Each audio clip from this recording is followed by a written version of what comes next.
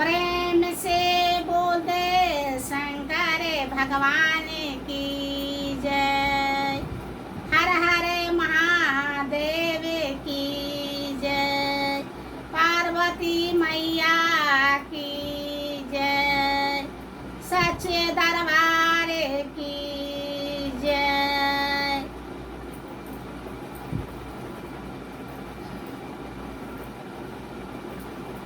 आवना चढ़ाए वो बेला पातिया हो भोला बड़ी जुलुम के बातिया। आवना चढ़ाए वो बेला पातिया हो भोला बड़ी जुलुम के बातिया। आवना चढ़ाए वो बेला पातिया हो भोला बड़ी जुलुम के बातिया। बड़ी जुलुम के बातिया भोला बड़ी जुलुम के बातिया। बड़ी जुलुम के बातिया भोला बड़ी जुलुम के बातिया। आवना चढ़ाए वो बेला पातिया हो भोला बड़ी जुलुम के बातिया। आवना चढ़ाए वो बेला पातिया हो भोला बड़ी जुलुम के बातिया। पढ़लो बेटवा भोला कारो हाक खेतिया। पढ़लो बेटवा भोला कारो हाक खेतिया।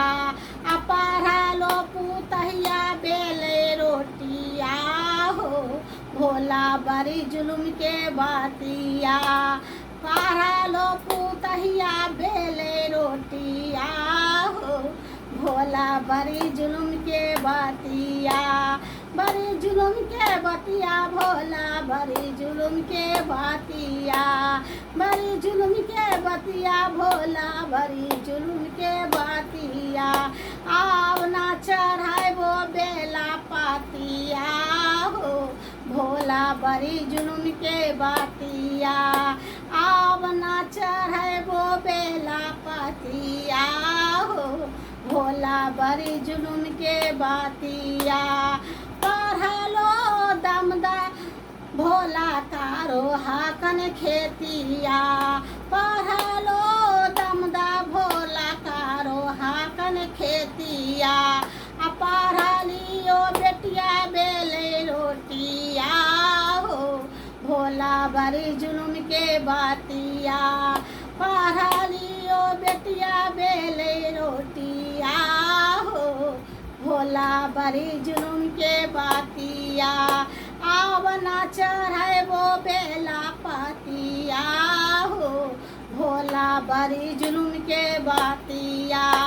आवना चढ़ाए वो बेला पातिया हो भोला बड़ी जुलुम के बातिया। पढ़लियो भैवा भोला कारो हाथ खेतिया। पढ़लियो भैवा भोला कारो हाकन खेतिया। पढ़लो भोजैया बेले रोटिया हो भोला बड़ी जुलुम के बातिया। पढ़लो भोजैया बेले रोटिया हो भोला बड़ी जुलुम के बातिया। आवना चढ़ाए वो बेला पातिया हो भोला बड़ी जुलुम के बातिया। आवना चढ़ाए वो बेला पातिया हो भोला बड़ी जुलुम के बातिया। पढ़लो बहनोइया भोला कारो हाकन खेतिया।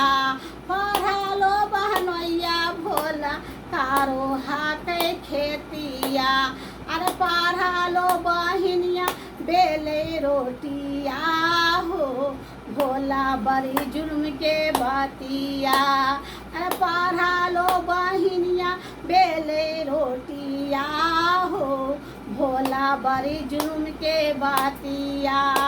आवना चढ़ाए वो बेला पातिया हो भोला बड़ी जुलुम के बातिया। आवना चढ़ाए वो बेला पातिया हो भोला बड़ी जुलुम के बातिया।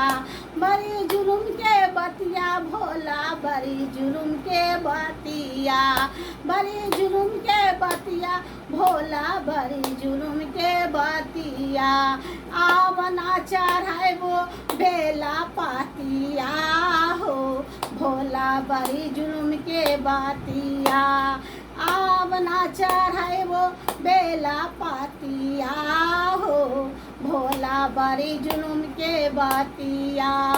आवना चढ़ाइबो बेला पातिया हो, भोला बड़ी जुलुम के बतिया।